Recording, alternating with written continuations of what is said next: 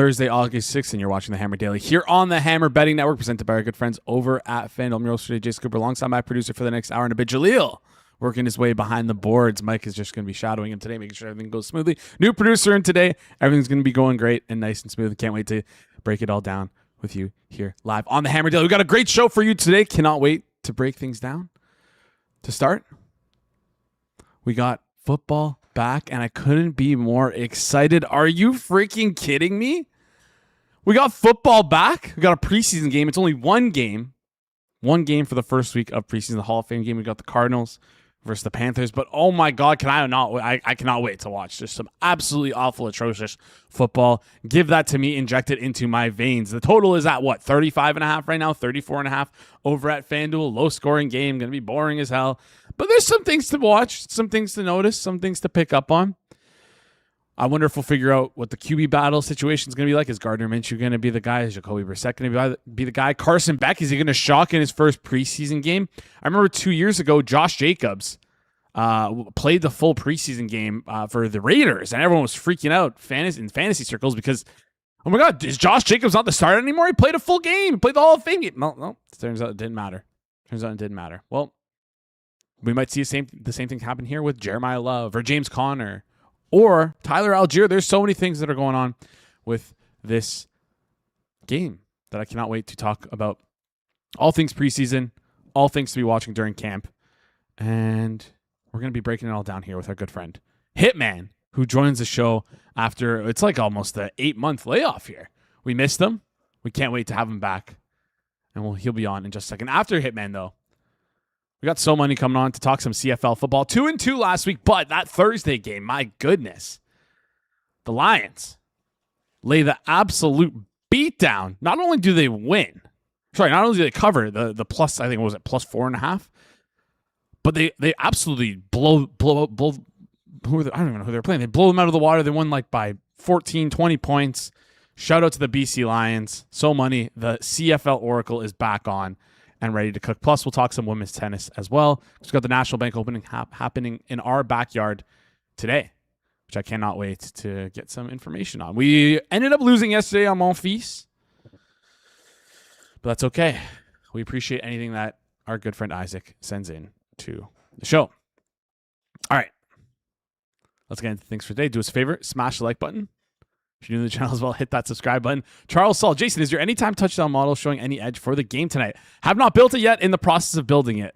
And I think I'm like adding too much shit to it though. That's like I gotta sample it down. Maybe I gotta pull our first guest aside and maybe he can give me some tips on how to model. Quickly before we bring on the Hitman though, just want to remind you guys about our friends over at BetStamp Pro, because as the football season is rolling around, instead of wasting time shopping between different sportsbooks and looking around, if you're serious about props, you can find that edge, but the hardest part isn't finding it, it's scaling it up. And BetStamp Pro will help you do that. BetStamp Pro is built to grow your volume and your ROI. Every player prop and alternate line across 200 plus sportsbooks on one screen in real time. Price against BetStamp's true line, a proprietary model weighted per market and prop type. Bias corrected, producing the most efficient, sharpest props pricing reference in the industry. Catch off-market props the second that they appear across more markets and more outlines than anywhere else.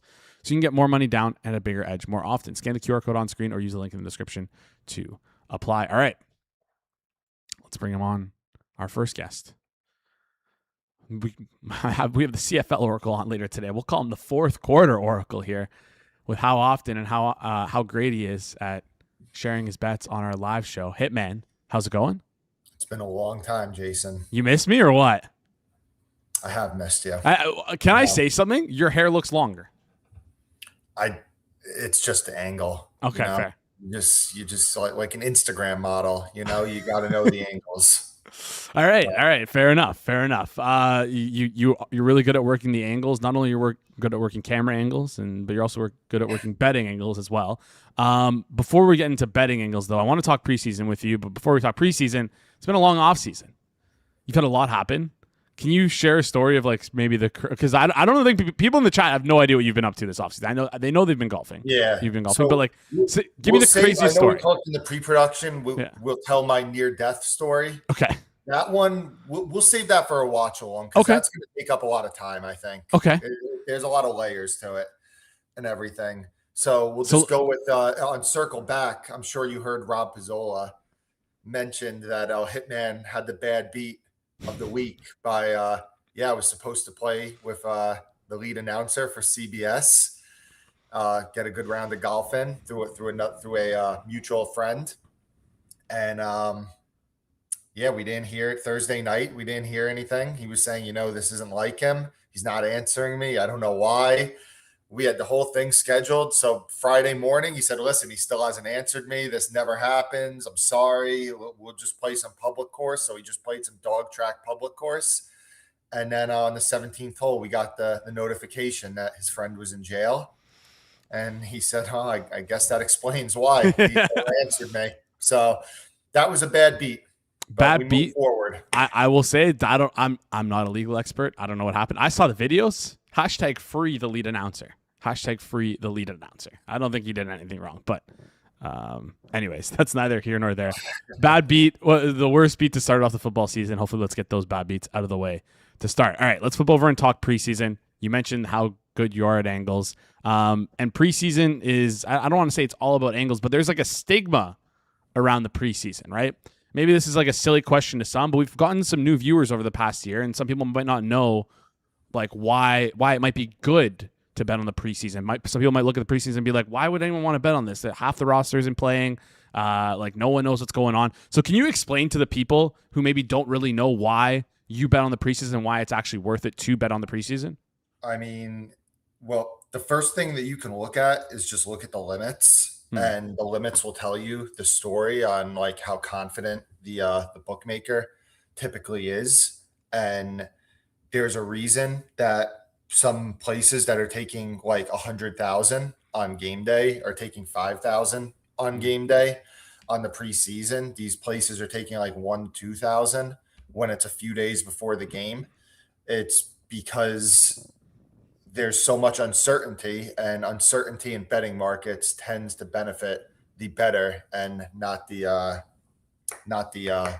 book. So you'll see in preseason that you're getting line movements where I think last year in week 1 of preseason, I was betting plays like the Bengals plus 1.5 and they closed -7 or something like that. Like that never happens in the regular season unless there's a major quarterback injury to like a Joe Burrow or Patrick Mahomes or something. And that happens every week in the preseason. So it's my favorite time of the year.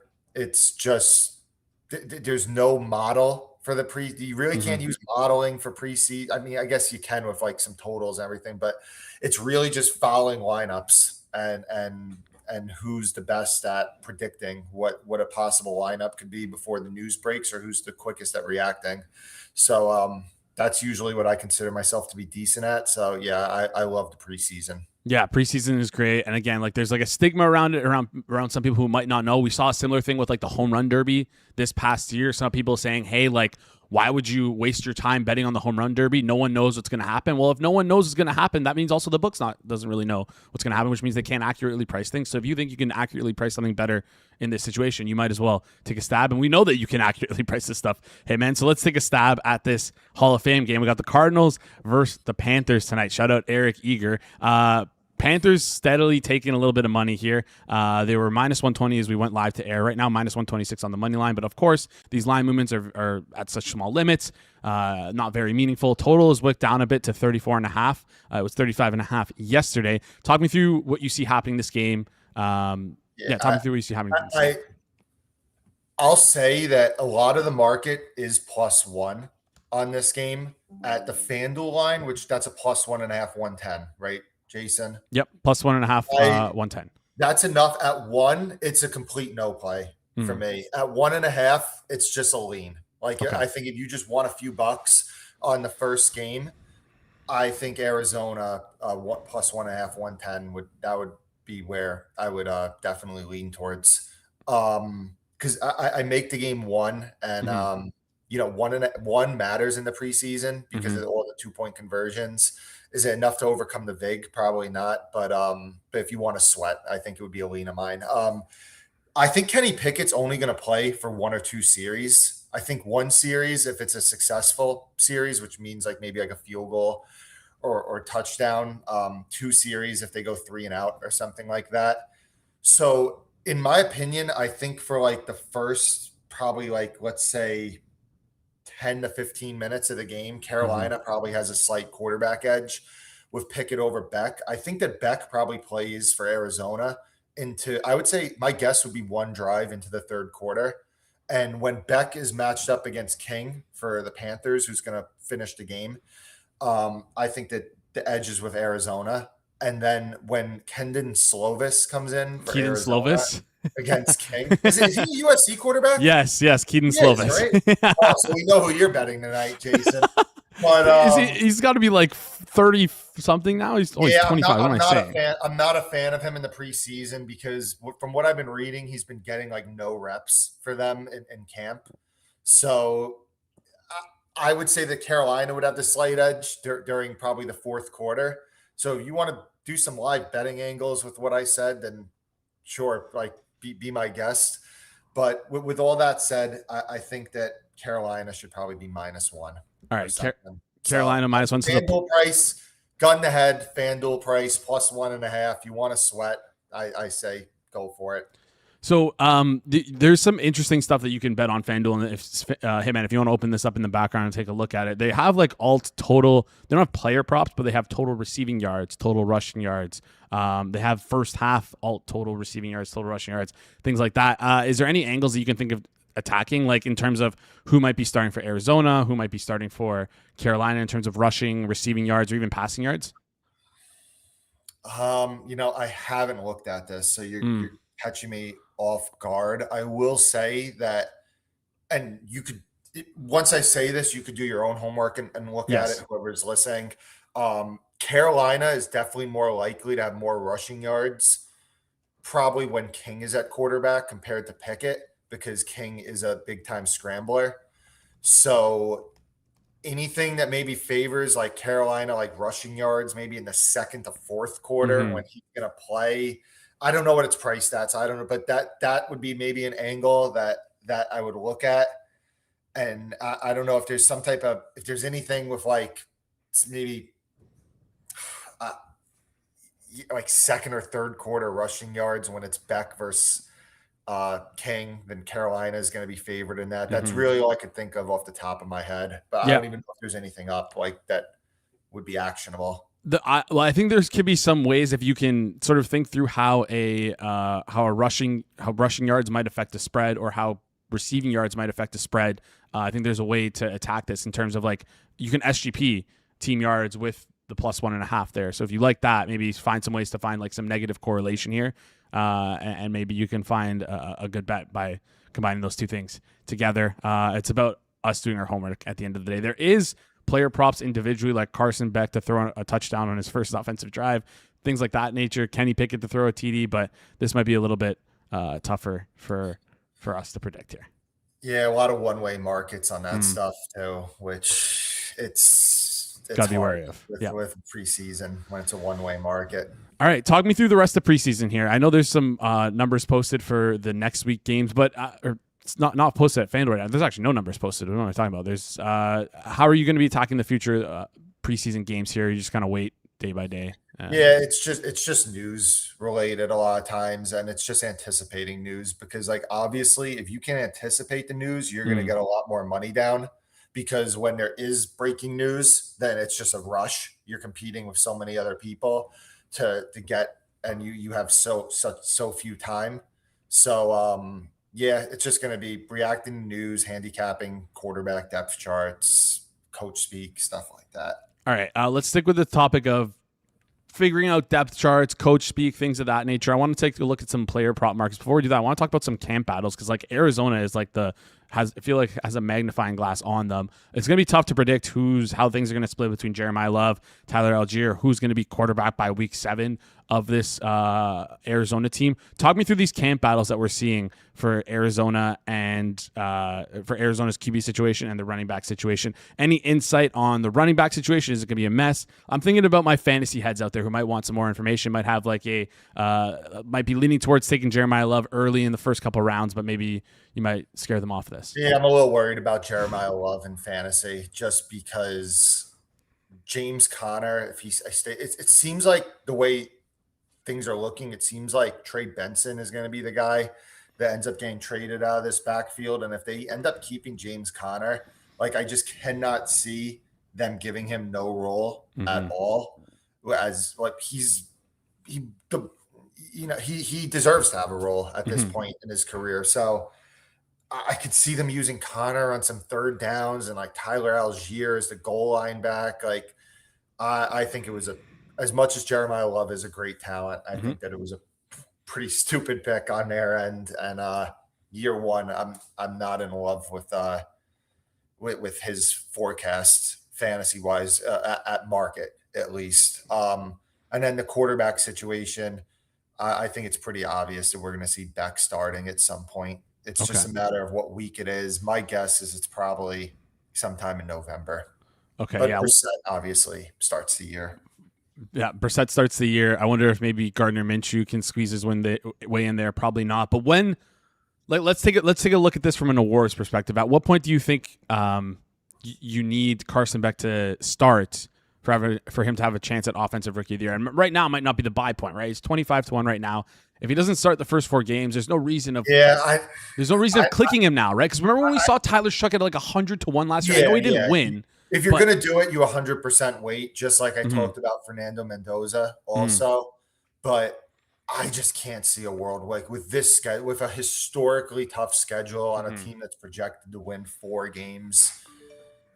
I just have a tough time. I mean, the only saving grace I think you say is like if he is a good quarterback, you do have some pretty good weapons in Arizona, and maybe like they're bad, but they're just playing in shootouts, kind of like the Saints. And then it would also take a really down rookie year for the other guys in the class, which, I mean, that happened last year with McMillan, which is the whole reason why Shuck even had a chance. But I'm still not interested. I mean, maybe you could here's where you could convince me, Jason. Like, let's say it's like week 9 and he's 100-1. Yeah. And like we start to get an inkling that he's going to start at like 100-1 or whatever the odds are, then that's when you take him.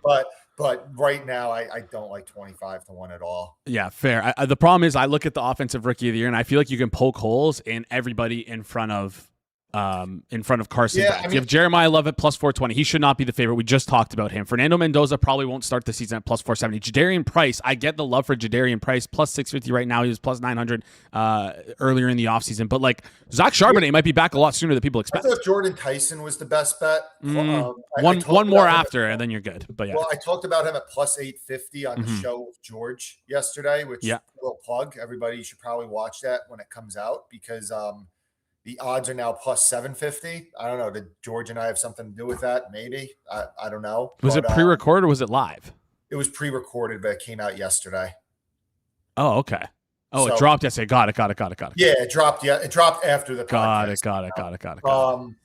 So yeah, I would say Tyson still is like my favorite look in that market. Okay, all right, fair enough. And you can go check out that video over on the Forward Progress YouTube channel. What was it titled? Just you guys were looking at awards? I don't remember what the title was, but I know it came out yesterday. So, all right, there we go. Still on our podcast feed, it's there, Jason. All right, fair enough. E. Cole in the chat saying offensive rookie of the year is so inefficient. Williams, Sadiq, Love not winning. I like Green. Well, I'll tell you 225-1 and Benson. I hope Rob's listening in Vegas, hungover right now. Rob Pizzola was messaging me in May saying like, "Oh, Antonio Williams should be 15-1," and I told him he's out of his mind. So, yeah, there's 30-1 available, but I'm not endorsing it. All right, not endorsing that either. What about Malik Benson? What was it 125-1 in the chat, and Taylon Green 225-1. If you're gonna take like a massive long shot, I've seen the Malik Benson height, but I can't get behind it.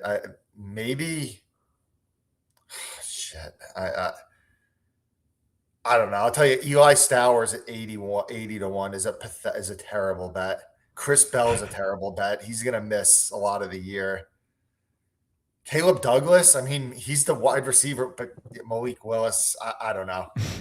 Jacoby Lane's been getting a lot of hype. I like Jacoby Lane a lot. I think he was one of the steals in the draft. Like Jacoby Lane should not be 60 to 1, while Kenyon Sadiq is 55 to 1. Mm. And then Chris Bell and Caleb Douglas being the same odds. What are we doing here? Caleb Douglas might be the wide receiver 1 for Miami. So there is some inefficiencies. Zeke Holt isn't wrong. Yeah, I like the shout out from Jacoby Lane. TA mentioned that in his preview as well. So if you check that out, you probably have that at 80 to 1. He was messaging me when he dropped the preview, so talking about how did you see my Jacoby Lane? I'm high on USC, and I'm like, I appreciate it, but you're still too low. I'm like, still too low on Makai Lemon. Still too low on Makai Lemon. But, yeah, I don't like. I bet Makai Lemon under 675. Okay, all right. Let's flip over and talk player props. Why are you doing that? Why are you? What's with the Makai Lemon hate?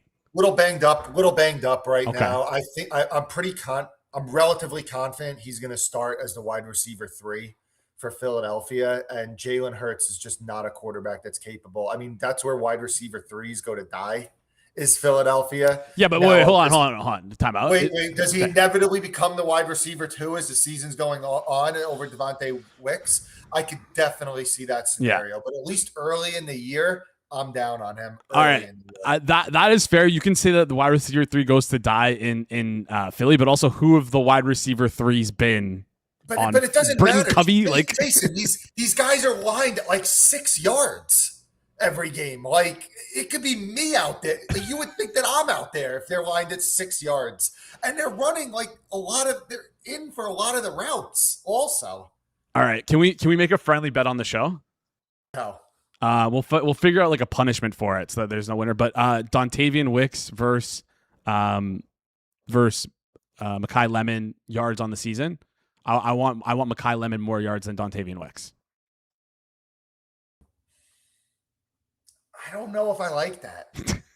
Here we go. I don't know if I like that.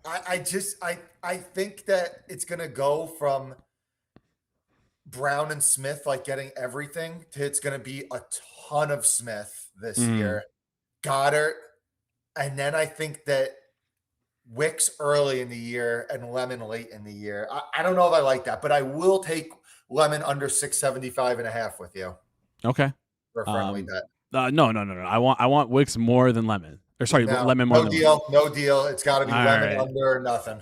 All right, no. tail between the legs, Hitman. It's all right. Any other battles you're looking at in terms of training camp where you think there might be a player who's sort of in the mix that you're lower on or higher on, and any props that you like related to that? I'm looking right now on FanDuel's numbers. They're a little lower on a lot of the guys that I wanted to say I wanted to give an under out on. Nothing really jumping off the Makai Lemon is at 675.5 on FanDuel. That's the one. If you want to lose money, you can bet that and listen to Hitman, or you can listen to me. I'm sure the people are really going to go pro Jason and fade Hitman. All right, we're going to clip this. And we're going to talk about it at the end of the year when he's winning Rookie of the Year, and you bet his under 675.5, and he's at clears 1,000 yards. I'm sure if it wins, it's not getting clipped, and if it loses, it's getting clipped. I know how things go around here. All right. Fair enough. What about running back situations here? We talked about Jeremiah Love. Jeremiah Love right now is lined at 5.5 rushing touchdowns. His rushing yards, if I can find it here quickly, is at 825.5. Is that too high? I would lean under, but I did not bet that. Okay, I feel like you're obviously, as you would lean under for most of these players. Give me one player prop where you're not leaning under. You're actually looking towards their over. Now we're playing a dangerous game here, of course, because we know obviously injury is a factor. Probably Brock Bowers, because I think that he's a good long shot to maybe lead the league in receptions this year. So at 900, he is gonna be the entire offense, or the entire passing game for Vegas. So I think he gets that in 14 games. Okay. As long as he's healthy, as long as he's not playing with a PCL injury like last year, then I think he gets it in 14, 15 games. Yeah, do they have lead the league in receiving yards or passing yards or rushing yards. I thought I saw that somewhere, but ex player. It wouldn't be yards for him. It would be receptions. It would be receptions that you're looking for. Okay, Yeah. I don't think they have that right now listed on FanDuel. All right, that's all right. That's all right. So one guy you want to bet towards the over is Brock Bowers. Was okay. All right. I can co-sign that, Hitman. 900.5 right now on his yards, minus 114. You think he gets that and if he plays it, doesn't get hurt? Exactly. 14. Right. We're just asking for 14, 15 games, Brock. There we go. 14, 15 games. And it sounds like I forget the guy's name. But someone did an interview was working with the Raiders last year, and they just were absolutely gushing about how much they love Brock Bowers. Obviously, new coaching staff, new regime in there. I did just look, and Mekhi Lemon is off the board now. So they might have heard that Jason likes the over, and they took it off the board, Jason. All right, you know what? I'm gonna get a better price on him rookie of the year and all across the board here, all across the board. All right, let's stop with the player prop stuff. Let's talk about some awards. Any awards markets that you're like sort of honing in on? I know we talked a little bit about offensive rookie of the year. Anything you're looking at in terms of awards markets? I'll talk about one that I gave on the show with G-Stat. Give us new stuff here, Hitman. What is this? I really don't have much stuff. I don't want to give stuff that I haven't personally bet. Okay, fair. But how about this? If people want to know what you're giving out, they go check out the show. Give me an award you're going to be like honing in on and paying attention a lot throughout the year because you think it's a wide open race. I don't do as much award stuff as you think. There's just only so much stuff I can focus on throughout the year. But I'm kind of basic. I kind of focus on MVP usually. Just trying to find like scheduling spots that I think a guy's stock will go up and media narratives and stuff like that. All right. All right. No, it's all good. It's all good. RW fan in the chat saying I need to start doing go, cancel, and opposite for his releases because everyone's fading it apparently. One more thing I want to talk about in terms of awards, something that I circled. Is it still possible for a quarterback to win Offensive Player of the Year? Yeah, because 2 years ago, I think it was the year that Barkley won it. I think it was the year Barkley won it. I think a quarterback. Lamar was second. And I think Burrow was third. Okay. And so, I think it's still possible. Is there a player that you're looking at in terms of like if there's a quarterback who could win Offensive Player of the Year? Like, because I've seen some like pretty insane numbers. I'm just scrolling through the board here. Like Caleb Williams, Jaden Daniels, both 125 to 1. Joe Burrow, 101. I think you probably get a running quarterback winning this award over like a Joe Burrow winning this award because they got a quarterback that's almost thread the needle of being like really good but not good enough to win MVP. Lamar Jackson, 80 to 1. Are there any quarterbacks you would bet right now at their given price?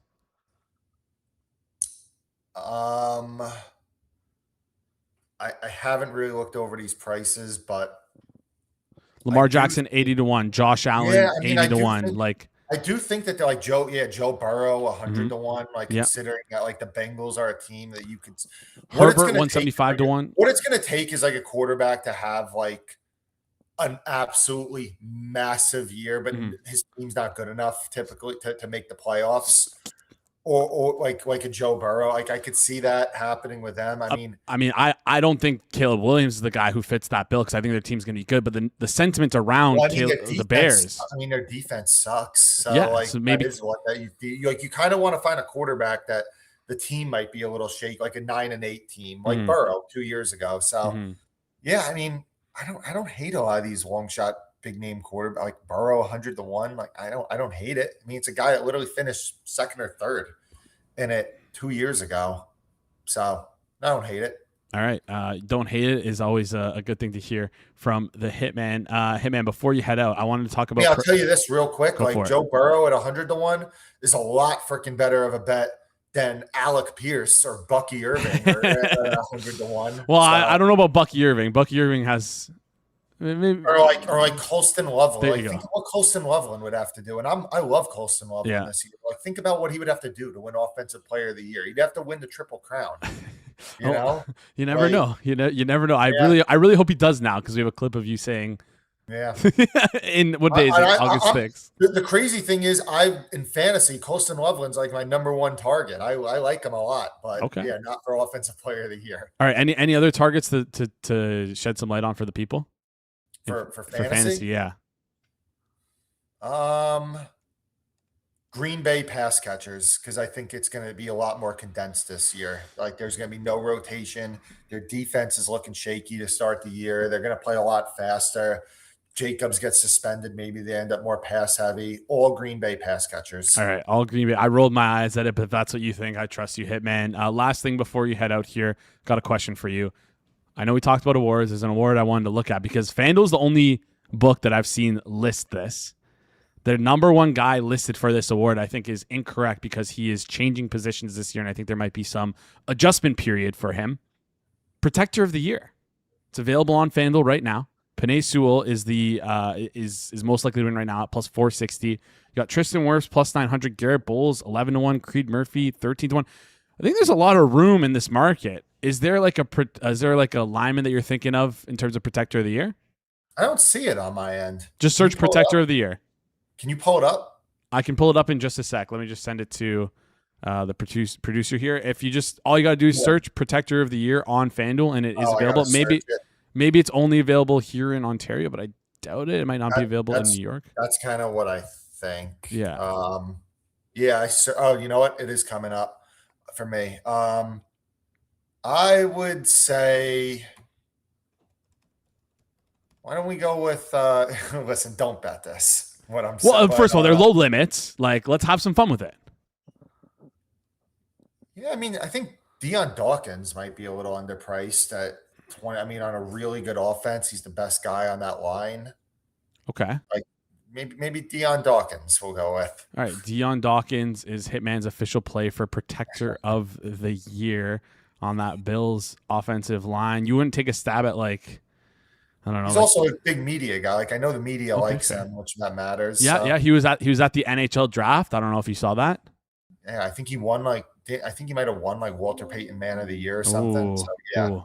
I like that. Another guy I like is Joe Alt at 13-1, especially for Sean Slater. Don't want to use the I word, but yeah. I don't know. You can definitely better than Joe Alt to win MVP, which is something that I've been asking the books to post that they refuse to post. Anyways, I would not bet that. Okay, all right, man. Any final thoughts before you head out here, whether it be on the preseason, whether it be on any camp battles that you're focusing on? Someone in the chat asking if you do best ball drafts. I don't think you do best ball drafts, do you? I used to do. I finished 5th out of a lot of people. One of the first years that they did it and won a decent chunk of change, but I haven't done much of it since. All right. Any final thoughts before you head out here, then? No, I'm good, Jason. Have a good rest of your day. As always, if you have any information, DM Hitman on Twitter. There we go. Great stuff there from the Hitman as well. Everyone say thank you to Hitman, and everyone say congratulations to the Hitman, who is now had a big thing. A big thing happened in his life. I don't know if he wants people to know about this, but anyways, shout out to the Hitman. Shout out to the Hitman. The father of NFL props here on the Hammer Daily. G-Stack George saying Armand Membu. I always mispronounce his name. 50-1. Like that look. Okay, there we go. I can say it. Congratulations on Hitman for becoming a father. Yes, he is going to be a dad. He is a dad already. Good for him. Good for the Hitman. Wait, Hitman as a kid? My man, let's go. All right, let's bring on our next guest here. Before we do that, I just want to give a quick shout out to our friends over at FanDuel. Looking to get more of today's MLB action? FanDuel has got you covered. Right now, you can head over to FanDuel.com, FanDuel app, and claim a profit boost to use any bet for today's game. It's any bet type, money lines, totals, home runs, player props. However you like to play, choice is yours. It's simple. Just tap claim now.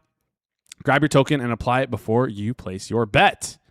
Maybe you're backing your team to win. Maybe you like the over, or maybe you're calling your shot and picking someone to go yard. Whatever you're feeling, use your boost to get more out of your bet. Head over to FanDuel.com/forward-progress to get started. FanDuel, your home for home runs. Must be 21 plus and present in select states. For Kansas, in affiliation, Kansas Star Casino, 18 plus and present in DC, Kentucky, or Wyoming. Opt-in required.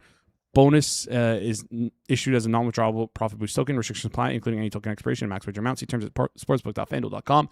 Gambling problem? Call 1-800-GAMBLER. 1-800-MY-RESET. Call 1-888-789-7777. Visit ccpg.org/chat in Connecticut. Visit mtgamblinghelp.org in Maryland. Visit gamblinghelplinema.org or call 1-800-375-050. Massachusetts. Call 1-877-8-HOPE-NY. Text HOPE-NY in New York.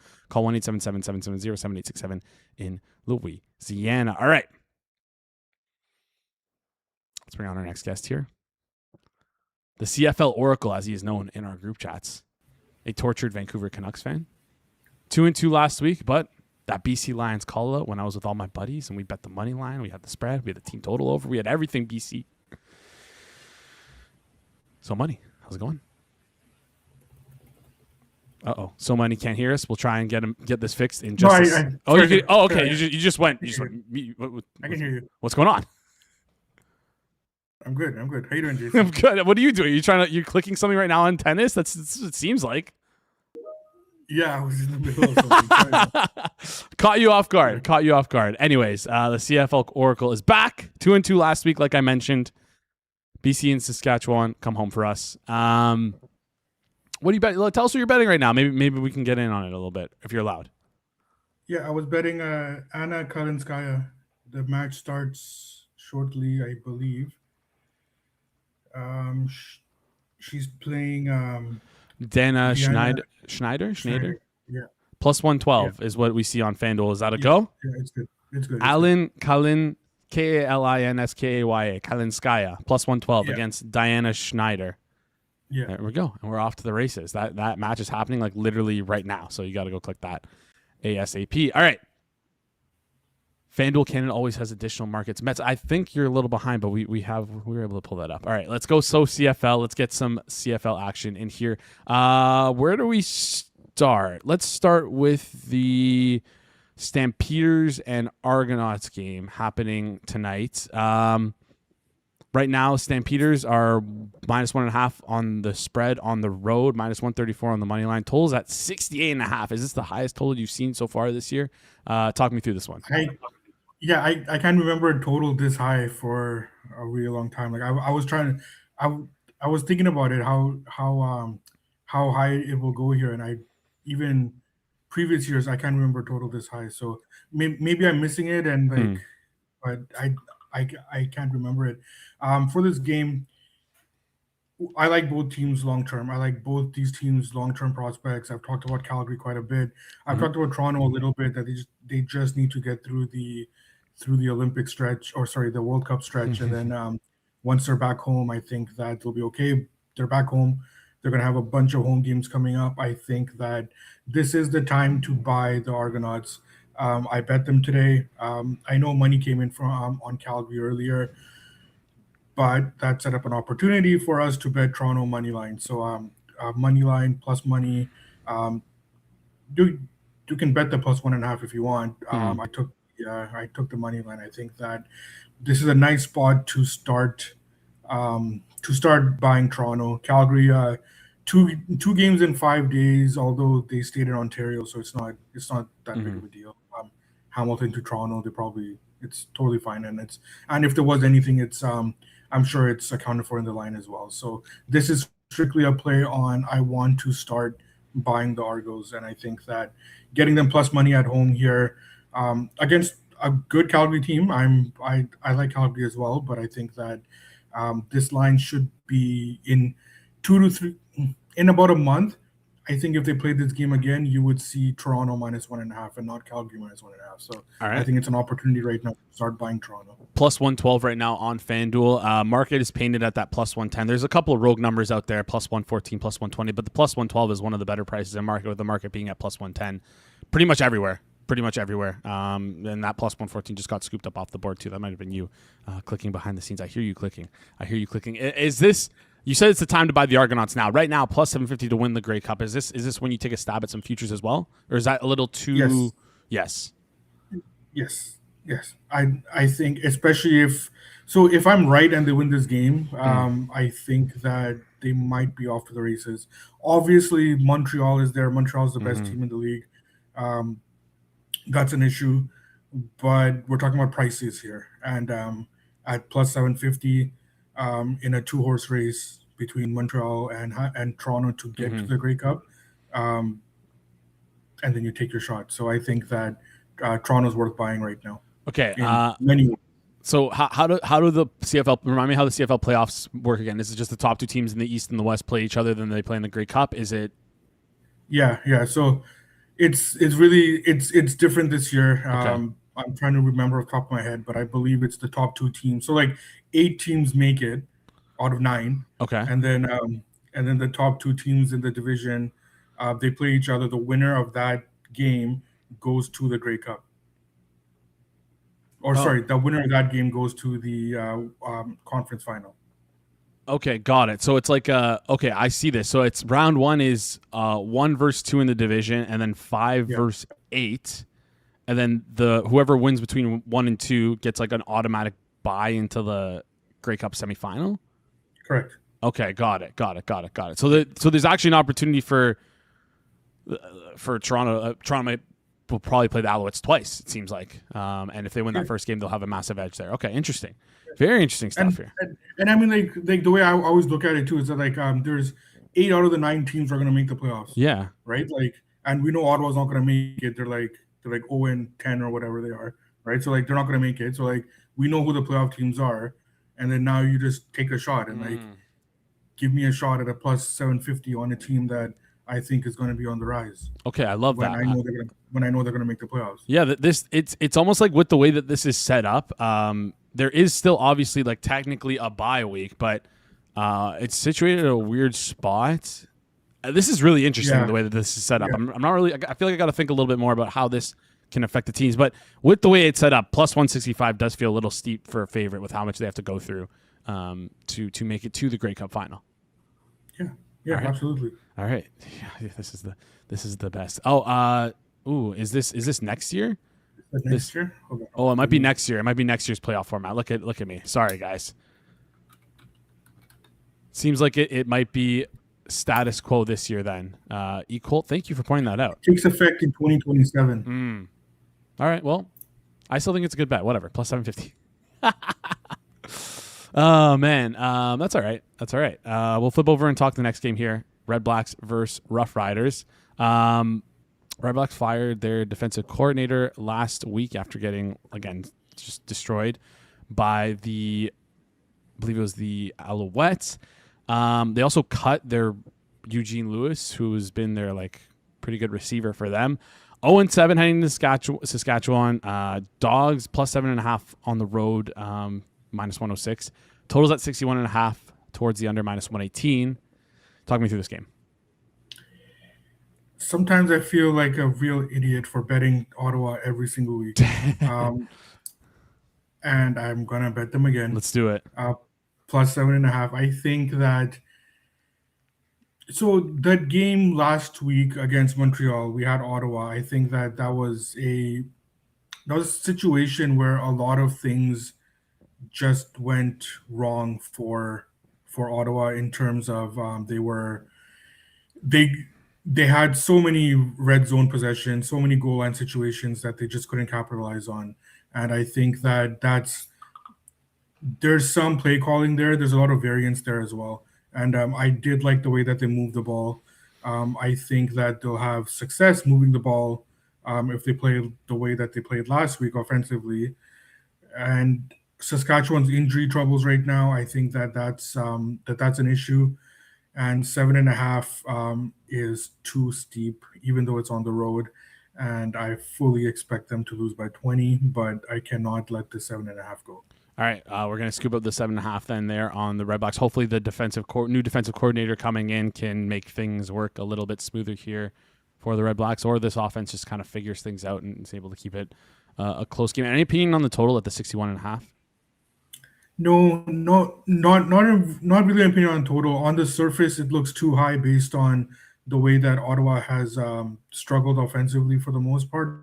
But like I said earlier, I do like the way that they're starting to move the ball, and I think that there's some variance there in like their goal line opportunities that I think that they're going to be able to turn that around.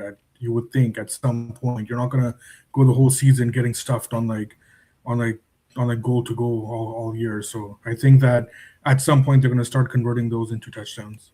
All right. Hopefully we get some good variance on our side on the Red Blacks. We're owed it based on how much we've bet them in recent weeks. It's like the universe owes it to us. Yeah.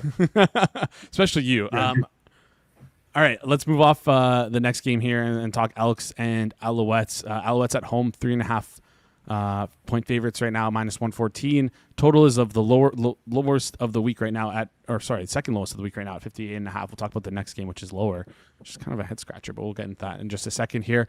Again, this Alouettes team is one of the best in the league. Talk me through this game. What do you like? What do you see? We talked a bit about Edmonton last week when we faded them against Saskatchewan, and I said that I don't think that they're ready to win this game right now against the Riders. I'll say that again against Montreal. Okay. I don't think that they're ready to win this game either. However, we have to look at the number, and I think that 3.5, that hook that's juiced. We're headed towards the 4.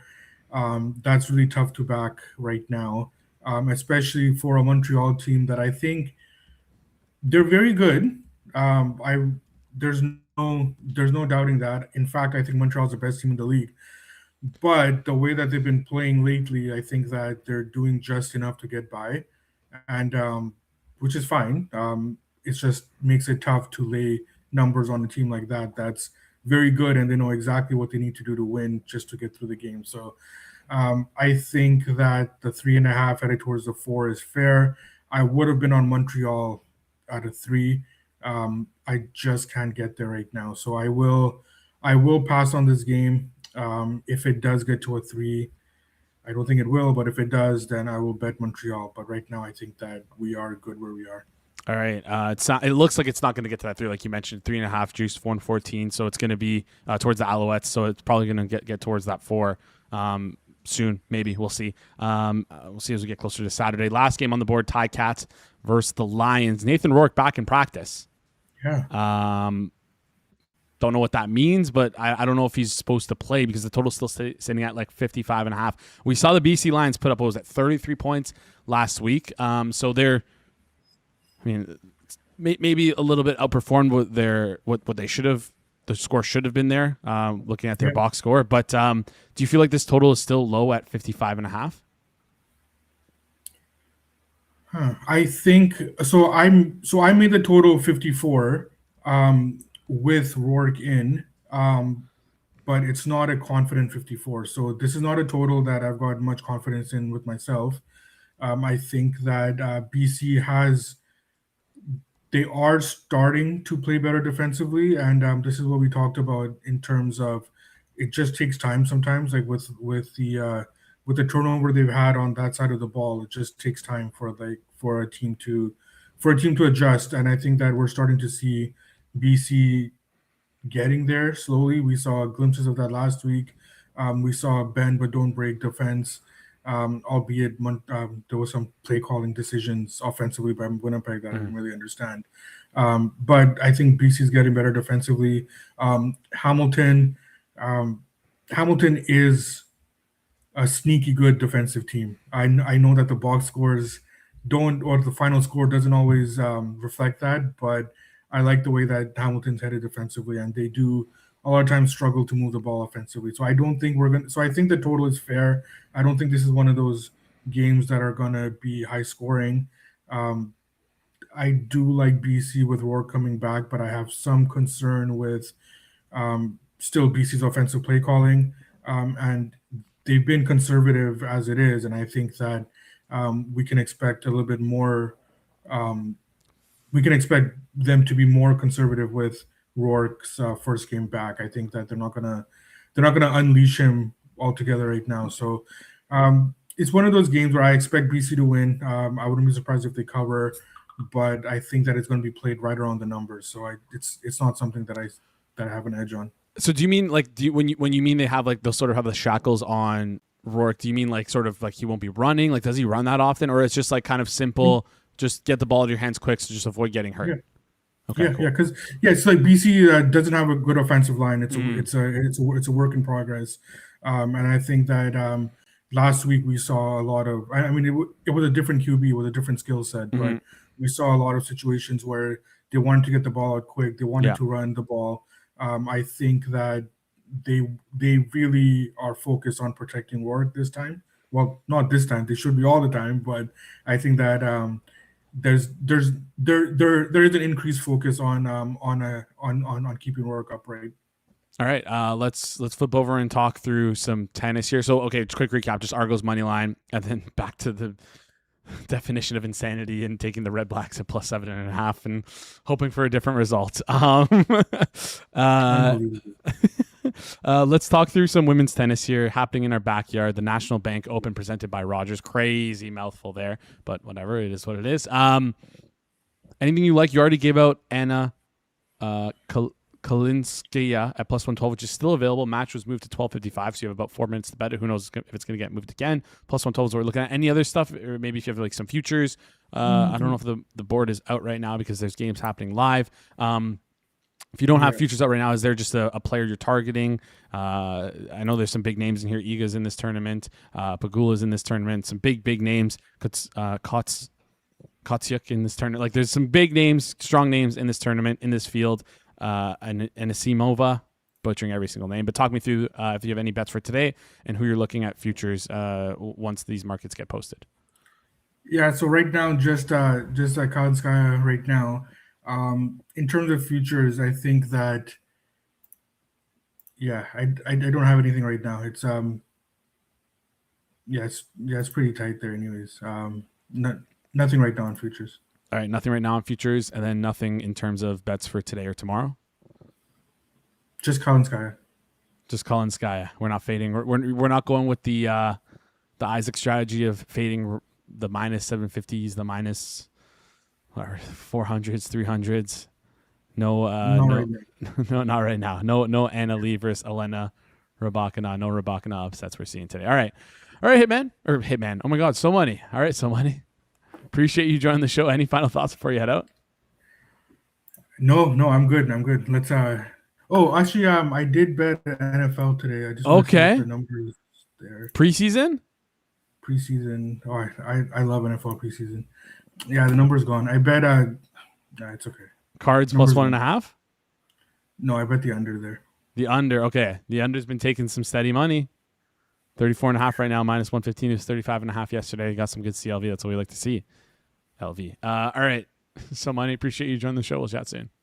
Sounds good. Thanks, man. Great stuff there from So Money. As always, we might be having Jacob. Jacob might be coming on in a sec. I don't know if he is. Is he in the background or no? He's in the background. All right. With our update on Bet Bash. Also, quick recap for those of you listening. Argos money line +112, +7.5 on the Red Blacks, which I believe is around -115. 115. All right. Let's go with the day 2 update of Bet Bash. We got Jacob Gramegna, the host of Circle Back, here with us today. I know he's been putting a lot of work, and I'm going to be a little disappointed if he wasn't at the craps table last night, but we'll talk through all that right now. Jacob, how's it going? What's up, Jason? You're sounding a little bit better today than you did yesterday. Did you go as hard today or yesterday? Excuse me. No, I wouldn't say as hard, but it's still a good night. All right. Were you at the craps table? I saw Kirk and Isaac are wearing matching shirts. You got Rob there with CEO of Juice Reel. Like you missed out on a good night, it seems like. I missed out on the craps table. I still had a good night, but I wasn't at the craps table. All right. Any interesting updates here? I know we had a pretty big seminar yesterday. Got a good friend of the show, Golden Pants, had his did a live podcast there with sports projections. Anything you heard from the seminars that was good? Any highlights you heard? Just that the Risk Takers live podcast currently went well. In a few of the recordings I did yesterday, the people that came said that they were there and they enjoyed it. That seemed to be the hot ticket for yesterday's seminars. All right. How was the open bar? Anyone come up to you and buy you a drink like we suggested? I actually didn't go to the open bar yesterday. I went down to a dive bar near the airport, closer to the strip, and there was some good wings. It was an event put on by Sammy P, and it was a good event, good wings, and then it was a quick legacy club visit for me, and then to bed. It was a long day. Yeah, I can imagine. I know you're working hard out there, which is important. Anything you're looking forward to today? Did you end up going to the gym yet or no?